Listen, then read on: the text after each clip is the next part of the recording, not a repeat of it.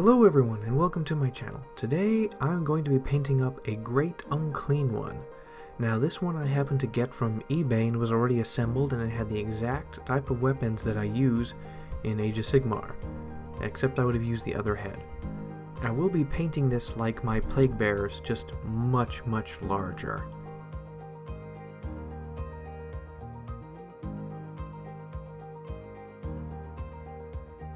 And just like my Plague Bearers, I'm going to start with an undercoat of Bombay Yellow Ochre India ink. And this is just going to be airbrushed onto the lower areas, the bottom areas, lower regions, whichever you want to say it.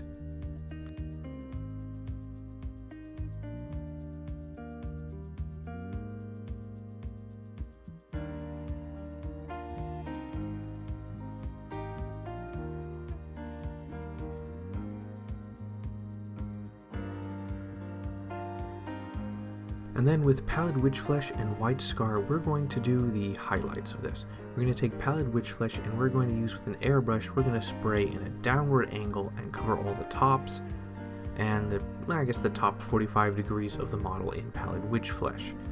Once we are finished, we will then take White Scar White and we will dry brush all over the model with White Scar to pick out all the little details and little frills and pieces of flesh sticking out.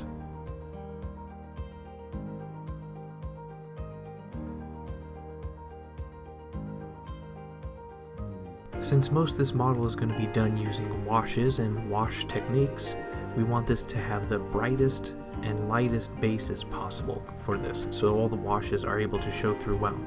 So we're going to be moving on to use Plague Bearer's Contrast, or Plague Bearer Flesh Contrast, and we're going to do one coat all over the entire body except for the horns and the weapons, I guess.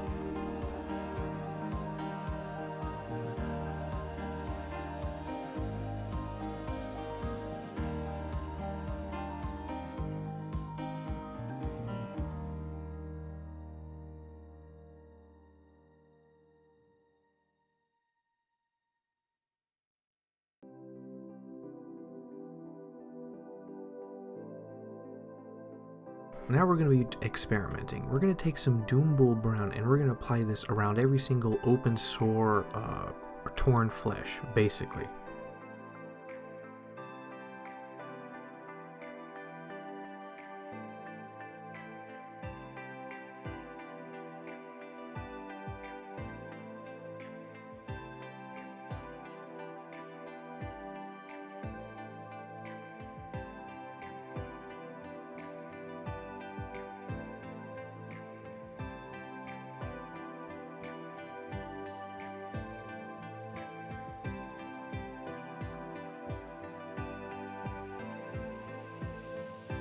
Okay, now with Rhinox Hide, we're going to take this and we're going to do with a very fine pointed brush and only with the tip loaded.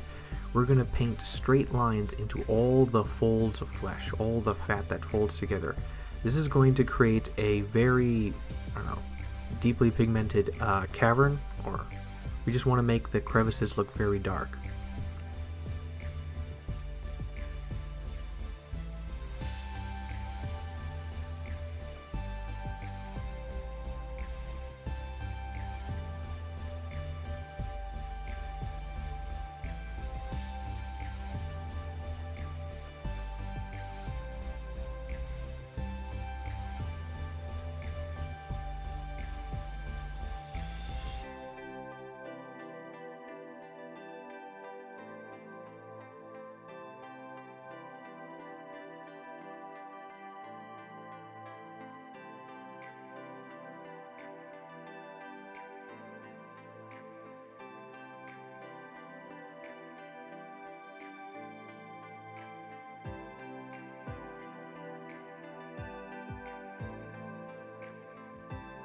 Now with Steel Legion Drab and Lamian Medium, we're going to mix them together and we're going to use them in an airbrush. Now at first I used like 1 part Steel Legion to 10 parts Lamian to make it very thin and so I could casually spray it out. But it was so thin that it was just wasting Lamian Medium and it really didn't show up. So over time I eventually increased the amount of Steel Legion Drab until it was close to 1:1, or maybe 2 parts Steel Legion to 1 part Lamian. And then I sprayed it on basically where all the Doom Bull Brown was, on the ripped flesh, and then I also sprayed it thinly and carefully into all the crevices where I put Rhinox Hide as a mid-tone to soften the colors and blend them in. In the end, I think I overdid it. Too much Steel Legion drab. I can't see enough of the Doombull brown underneath the ripped flesh.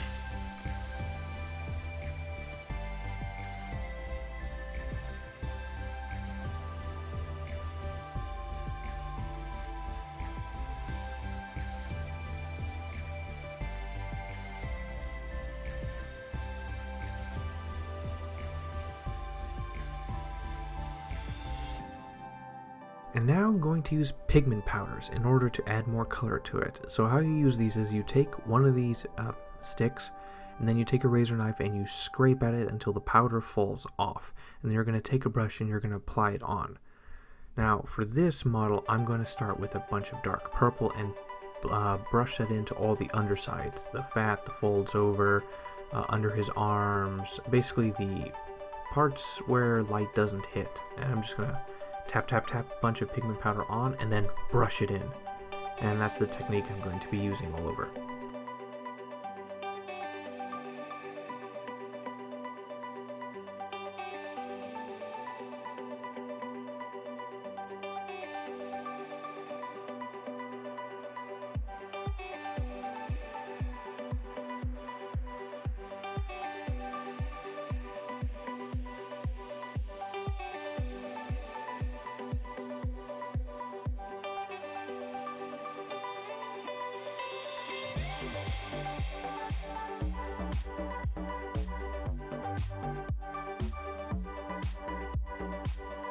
I then take a dark brown pigment powder and I'm going to apply this on all the cracked skin, close to the open ripped flesh and such, and just places where I want it to be like very dark, dirty, muddy.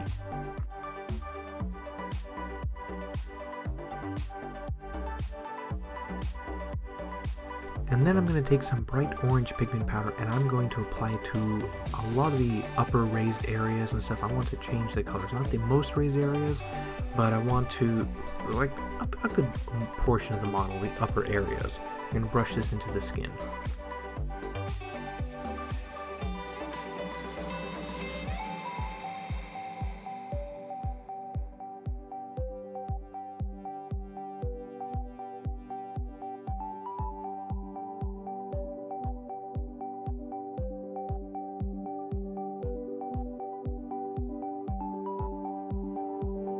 Now I'm going to take some Plague Bearer's flesh again and apply it all over the model. If you do it via airbrush, you won't disturb the pigment powder and have it run everywhere.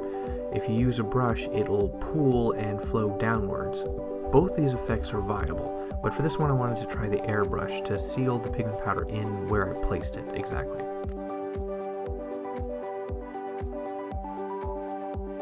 And behold, the main reason I'm doing a great Unclean one right now. And that is because I finally used my 3D printer that I got like a few weeks ago and to make a nameplate for the boss. And so this whole model kit and why I'm doing this is because I wanted to try using the 3D printer for the first time. And so once I glue this onto the base, I'm going to take some Liquitex modeling putty and just spread it around all over and create the base layer. I'm also going to use it to fill in the gaps around the nameplate to make it blend in better.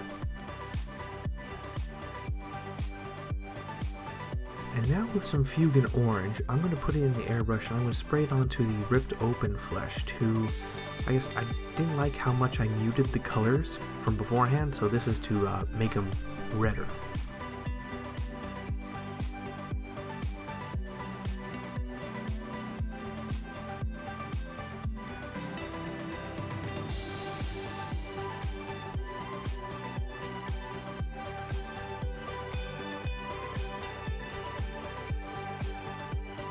And now with Rhinox Hide, Steel Legion Drab, Bane Blade Brown, and Rackhearth Flesh, we're going to do his teeth. I'm going to start off with a base layer of Rhinox Hide to build up the shadows and to show the deep dark parts of his teeth and his mouth. We will then use Steel Legion Drab to paint out each and every single one of his teeth. And once that is finished, we will then move on with Bane Blade Brown and then highlight all his teeth. And then once that is finished, we're going to take Rackhearth Flesh and highlight the very tippy tops of each of his teeth especially the big teeth that are jutting out of the sides.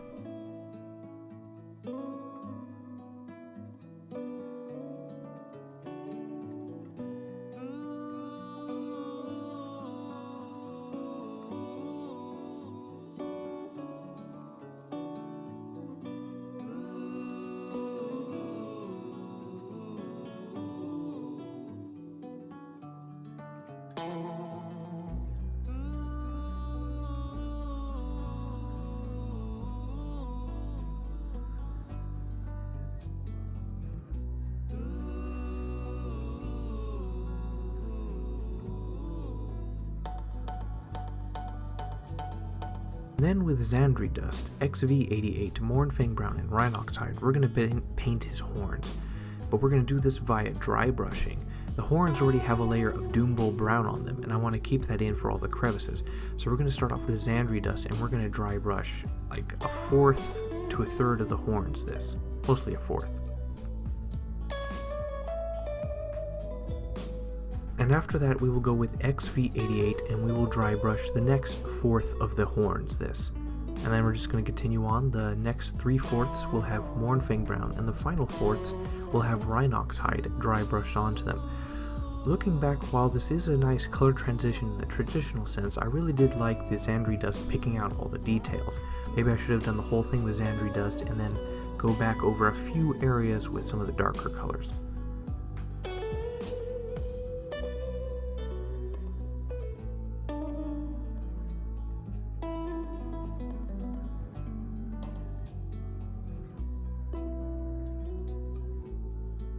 Now with Skeleton Horde Contrast, I go back over the teeth and the horns. The teeth are too white. They're just too white. So I use this to yellow them a bit, and then I use the same thing on the horns. Now I don't remember if I showed it, but I go back with a little bit of Rakarth flesh and just paint the tips of his big teeth with Rakarth flesh to make them stand out. Those ones can have their tips very light.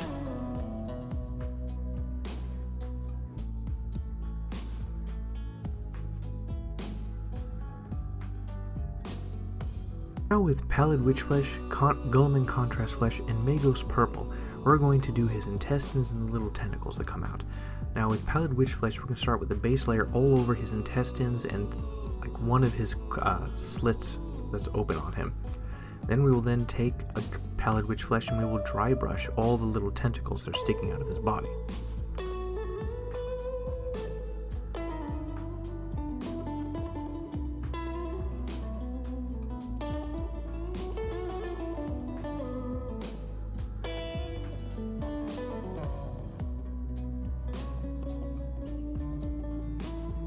And then with Guilliman Flesh, we will then apply this all over the little tentacles coming out of him, his intestines, and as well as his lips on his mouth as a base layer to darken them and make them distinct.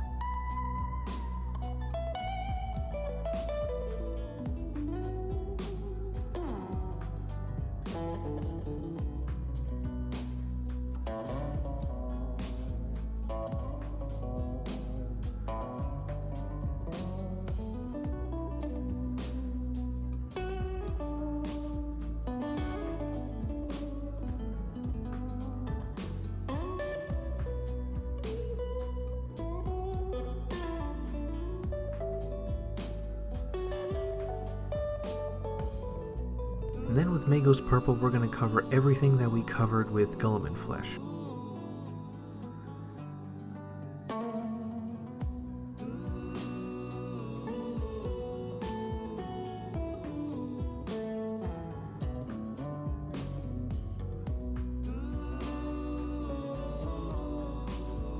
And now with the Doombull Brown and Mornfang Brown, we're going to paint the exposed muscles that are showing. We're going to start off by layering them with Doombull Brown. And once that is finished, we're then going to overbrush them or dry brush Mornfang Brown onto the muscles. It shows up.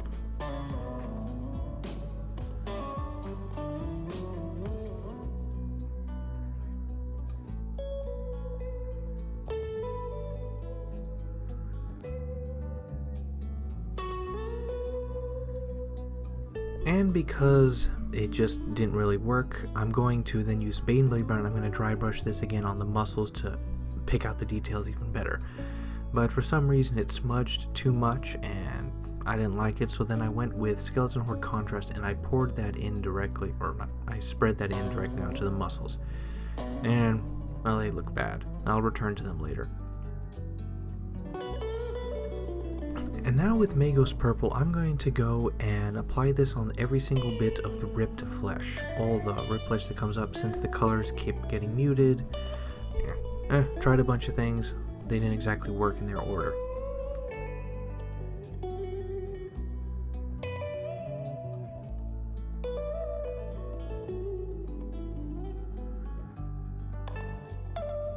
Then to add some color, I'm going to take Plague Bearer's flesh again and I'm going to apply it to his intestines splitting out and all the little tentacles that are out.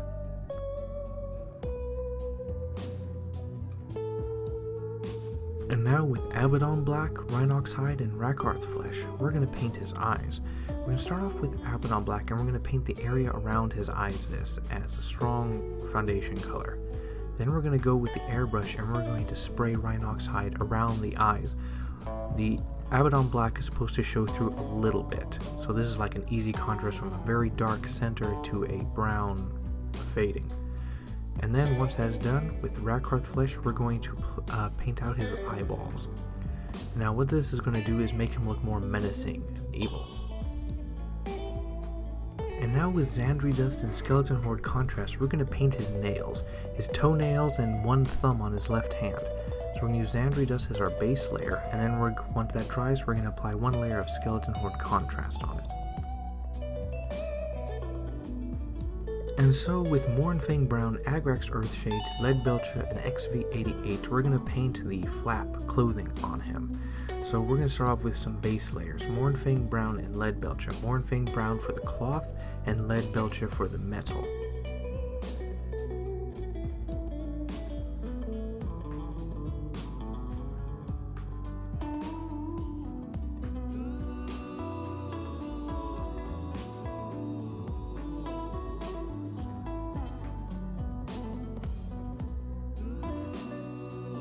And once that's done, we're going to put Agrax Earthshade all over the cloth and the metal.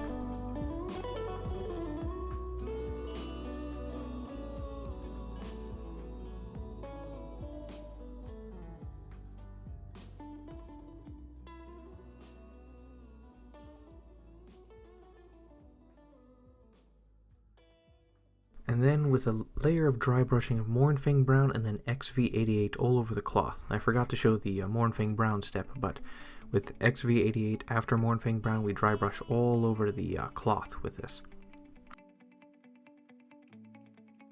And then with Skeleton Horde Contrast, again, it's a yellowing pigment for me. I then apply this all over the cape, and I actually do apply this onto the chainmail, even though I don't show it.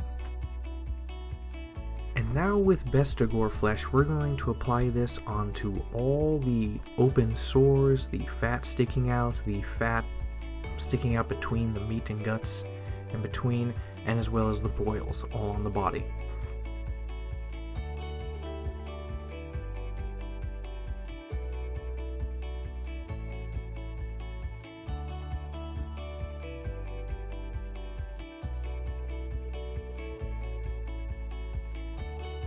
And then I go with some Guilliman flesh again and I just apply it onto his two nipples. And then with Xandri Dust, Agrax Earthshade, and Skeleton Horde Contrast paint, we're going to paint the wood handle of the bell. We're going to start off with a layer of Xandri Dust. Once that dries, we're going to use Agrax Earthshade. Then we're going to pick out the details again with Xandri Dust by making lines and then warm the wood up with Skeleton Horde Contrast. And unfortunately I have horrible camera angles of this.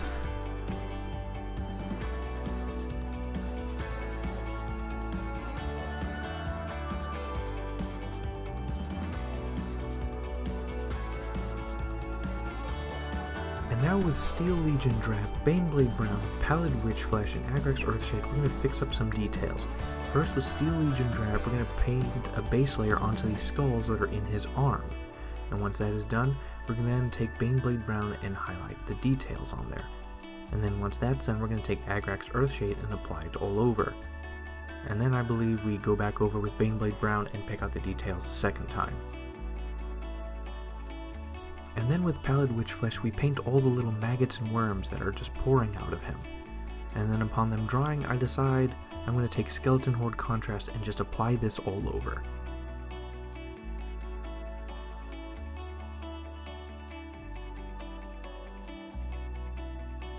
I then go back with Baneblade Brown and a fine brush and I paint lines all over the muscles because they just weren't showing and it never worked out well. So I just decided to bite the bullet, take the slow route, and just paint the detail individually.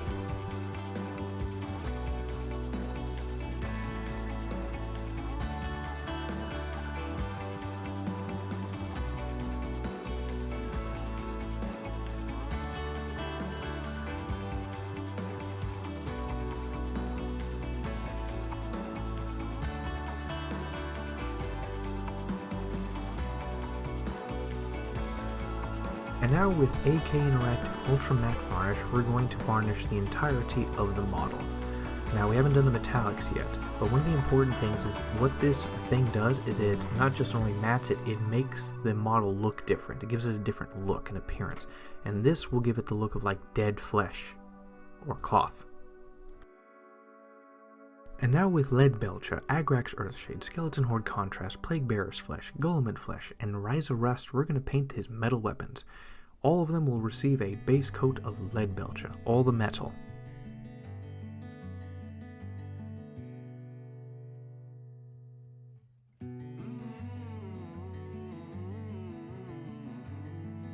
We will then apply Agrax Earthshade all over the metal pieces.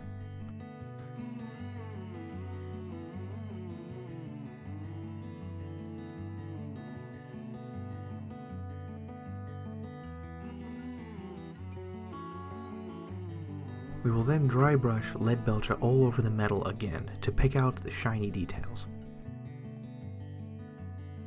And now with Skeleton Horde Contrast, we will paint the entirety of all the metal this.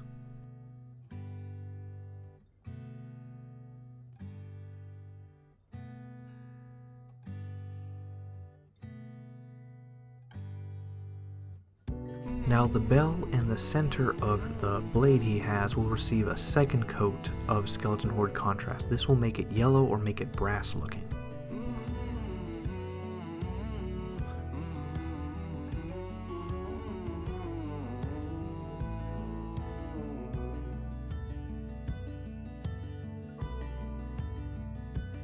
And then with Plaguebearer's Flesh, I'm then going to do dabs here and there along the metal of the blade. As far as the other handle, the bell, the metal pieces, all the metal pieces apart from the bell and the ball in the bell, I don't know what it's called, will receive Plaguebearer's Flesh.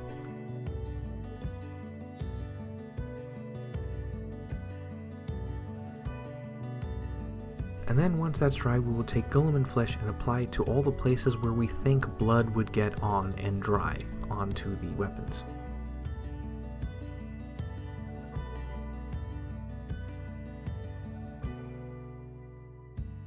And then we will apply Ryza Rust strongly but sparingly on all the places where it looks like the metal is eaten away.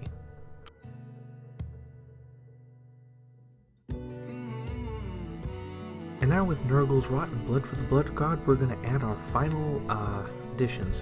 With Nurgle's Rot, we're going to apply this into there are these places where there are these giant round things coming out of his flesh. We'll apply it in the cracks there. We will also apply it in random places, basically places where it can pool in his intestines. And then finally he has cracked skin.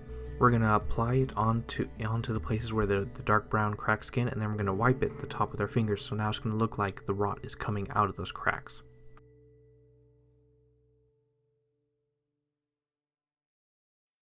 And now with Blood for the Blood God, we're going to apply a thin layer on all the places where the Bestigor flesh was. This is going to allow the Bestigor flesh to shine through to make it look like it's solid fat. It's going to spill over into the little areas of flesh around to make it look like it's splattering everywhere. Yeah. I found the better way to do the boils is to take the Blood for the Blood God and just stipple it onto the boils itself. It creates this uneven look to it that looks like the blood is flowing in veins in there. And now with Liquitex Gloss Varnish, we will apply this to all of his exposed intestines that don't have any Nurgle's Rot or Blood for the Blood God on them, and we will apply this to his teeth and smile, as well as all the little tentacles that are around there. And it is done, and it looks good. I'm straight up going to say this is definitely a 9 out of 10. Now the reason I did this project instead of continuing on Limited Rem Lords is because I wanted to get my hands on practicing for 3D printing, and so that's why I made the nameplate, and I needed the monster to go with it. Now, that 3D plate looks good. It was a whole day to make. I 3D modeled it myself, and I'm really surprised at how well detailed the letters and stuff came out because it's so tiny and thin. But now, back to the model itself. I painted this in the same way I painted my Plague Bears, but since it was at a larger scale, I wanted to change one or two small details up. Now, in the end, it looks pretty good, but like a lot of my techniques and stuff kind of went back on each other. Like every time I tried to paint the ripped flesh and stuff, I basically undid what I did beforehand. And so, knowing what I know now, I would miss a few steps and reorder some things as to not waste time because they never showed through. And apart from that, I really like how the brass on the bell went. I was tired of working with brass, it never looked good, but this way is pretty good. I learned this from my recent Blight King that I painted up. No video on that, but yeah, overall it looks really good. The base looks good, the model looks good, the matte color really brought out the dead flesh look. Everything looks really fine. Yeah. Oh, alright, so the main point of this project was doing the nameplate because I'm going to have a bunch of good 3D printed assisted projects coming out soon. But I'm going to knock out all the elves I have. I have the Cavalry and then the Spearmen for the Lumineth. So I'm just going to knock those out, and you're going to see those videos relatively soon. And then I will be cracking into my second Indominus box set, where I will be doing specific kits with unique bits made from the 3D printer. So, like the video if you like the video, share it if you want to share it, comment if you have anything to nitpick, and yeah, I'll see you guys soon.